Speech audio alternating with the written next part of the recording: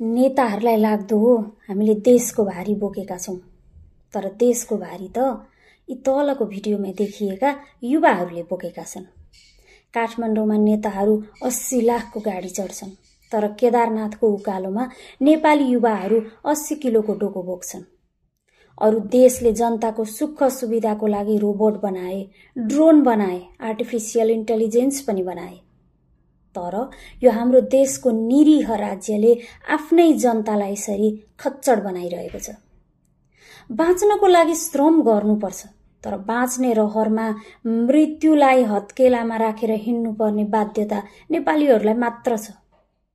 21औं शताब्दीको प्रविधिको युगमा पनि नेपाली युवाले पशु सरहको निरीह जीवन बिताउनु परेको छ, किनभने देश छाडेर हिँडेपछि सबैभन्दा कठिन, खतरनाक र फोहोर काम नेपालीकै जिम्मामा पर्छ। देशमा राजनीतिक परिवर्तन त भयो, तर नेपाली जनताको दुःखमा कुनै परिवर्तन आएको छैन। देश सानो छ, तर नेपालीहरूको दुःखको पहाड धेरै ठूलो छ। बालुवाटारको कुर्सीमा एकजना प्रधानमन्त्री परिवर्तन भएर केही फरक पर्दैन जबसम्म नेपाली जनताको आँसु हाँसोमा परिवर्तन हुँदैन। नेताहरूले जतिसुकै राम्रो भाषण गरे पनि त्यसको केही अर्थ हुँदैन जबसम्म जनताको जीवन स्तरमा परिवर्तन हुँदैन। गरीबहरूको देशमा जतिसुकै खतरनाक बौद्धिक व्यक्ति बसे पनि, जतिसुकै प्रतिभाशाली कलाकार, अद्भुत लेखक, पत्रकार, साहित्यकार जेसुकै रहे पनि तिनीहरू सबैको अन्तर्राष्ट्रिय हैसियत भनेको केवल गरीब नै हुन्छ। तलको भिडियोमा हाम्रा श्रमजीवी दाजुभाइहरू मात्र गरीब देखिएका छैनन्,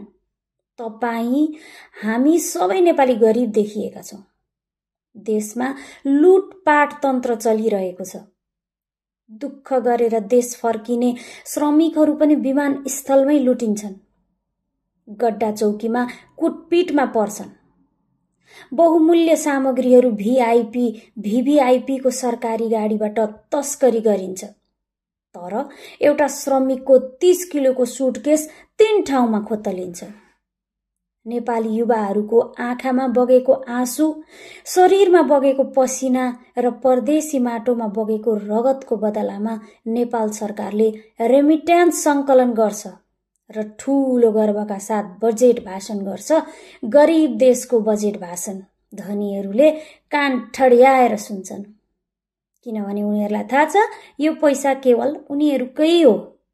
यस्तो अन्याय कहिलेसम्म भनेर दिल निशानी मगरले चाहिँ यो भारतको केदारनाथमा चाहिँ यहाँ धार्मिक तीर्थालुहरू हैन केदारनाथको यात्रामा चाहिँ त्यो उकालो चढ्नको लागि नसक्ने जुन तीर्थालुहरू छन् उनीहरूलाई चाहिँ नेपालीहरूले चाहिँ बोकेर चाहिँ त्यहाँसम्म पुर्याउँछन् र यो 6 महिनासम्म उनीहरूले यही काम गर्छन् अनि त्यसपछि नेपाल फर्किएर आउँछन् भनेर